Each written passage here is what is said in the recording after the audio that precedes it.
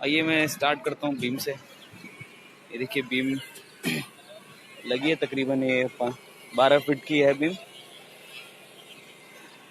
कोशिश करें कि लैप ना दें, लैप दें तो जंक्शन पे दें, जैसे यहाँ पे, क्योंकि बीच में देंगे अगर कंप्रेशन जोन पे, टेंशन जोन पे देंगे तो क्या होगा कि वो फेल होने के चांसेस रखता है, लोड आएगा तो फेल होने के चांसेस रखते हैं। इसलिए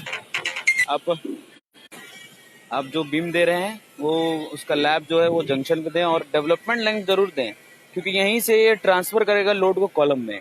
तो ये बात का जरूर ध्यान रखें। ऐसा नहीं कि कटा हुआ छोड़ दे, बस कटा हुआ छोड़ेंगे तो वो एंकर नहीं होगा और उस लोड को ट्रांसफर नहीं कर पाएगा कंक्रीट में। और मैटर करता है आपका ग्रेड ऑफ कंक्रीट में, जैसे कि मैंने बता रखा है कि ग्रेड ऑफ कंक्रीट है कि आपकी मैटर रखती है उस स्टील को बांध के रखने के लिए। तो ये सारी चीज़ों का ध्यान रखना है। जैसे स्लैब है, ये देखिए 2 वे स्लैब है। 2 वे स्लैब में देखिए क्रैंक ये देखिए प्रोवाइड है। वाई भी प्रोवाइड क्रैंक इसलिए प्रोवाइड करते हैं, ये क्या होता है कि निगेटिव मोमेंट को रेजिस्ट करता है। जो भी स्लैब पे यहाँ पे ये निगेटिव मोमेंट आएगा, एक पॉजिटिव मोमेंट आएगा, एक निगेटिव मोमेंट आएगा। वो निगेटिव मोमेंट को रेजिस्ट करने के लिए हमको क्रैंक प्रोवाइड करते हैं। क्रैंक कितने पे देनी होती है? एट 45 डिग्री पे। ये 45 डिग्री का एंगल होना चाहिए। और कितने पे क्रैंक होनी चाहिए? L/4, पूरे स्पैन के L/4 पे ये होना चाहिए। और यहाँ पे अभी जो मेन और डिस्ट्रीब्यूशन के बारे में बता देता हूँ। जो जाल बिछी हुई है, मेन बार और डिस्ट्रीब्यूशन बार, वो 6 इंची के बराबर, 6 इंची सेंटर से सेंटर डिस्टेंस पर लगी हुई है। अभी मैं दिखा रहा हूँ, अभी टेप निकाल रहा था। देखिए ये जो है, ये देखिए 6 इंची सेंटर से सेंटर डिस्टेंस पे ये लगा हुआ है। 6 इंची सेंटर से सेंटर डिस्टेंस पे ये मेन और डिस्ट्रीब्यूशन लगा हुआ है। मेन क्या होती है? छोटी स्पैन होती है वो मेन होती है। जो बड़ी स्पैन होती है, लॉन्गर स्पैन, वो डिस्ट्रीब्यूशन होती है। डिस्ट्रीब्यूशन में जो उसके ऊपर बिछाई जाती है। तो ये कुछ खास चीज़ों की जानकारी आपको रखनी होगी। स्लैब में मैक्सिमम मिनिमम 8 और 10 की आप सरिया यूज़ करिए। 10 की मेन बार, 8 की डिस्ट्रीब्यूशन बार। बीम में सबसे कम की सरिया जो यूज़ होनी है वो 12 mm की है। कॉलम में भी जो सबसे कम की मिनिमम यूज़ जो करते हैं वो 12 mm की सरिया को यूज़ करते हैं। तो यही सारी कुछ जानकारी थी जो आपको ध्यान में रखनी है। स्लैब अभी ये देखिए, अभी देखिए इसमें इलेक्ट्रिक कंड्यूटिंग भी हो रही है, यहाँ पे कंड्यूटिंग भी करी जा रही है। ये सारी चीज़ें आपको ध्यान रखनी है, कैसे कैसे क्या किस प्रोसीजर में हो रहा है। साथ रह के जो भी गलती हो उसको अवॉइड करें, कोशिश करें कि उसको सही कर दें जहाँ भी गलती, क्योंकि वर्कर्स तो थोड़ा बहुत इधर उधर गलती तो हो ही जाती है। तो उस गलतियों को अवॉइड करने के लिए आपको यहाँ पे साइड पर रहना जरूरी है। वैसे सभी को हैप्पी होली, होली मुबारक हो। हमारी तो होली यही है। खैर चलिए, कोई नहीं। ये सारी चीज़ें हैं जो आपको साइड पे आके चेक करनी है। स्टील जब भी बिछ रही हो, ये एक बिलिंग इंजीनियर के लिए बहुत बड़ा पार्ट है। ये बिलिंग इंजीनियर के लिए बहुत बड़ा पार्ट है।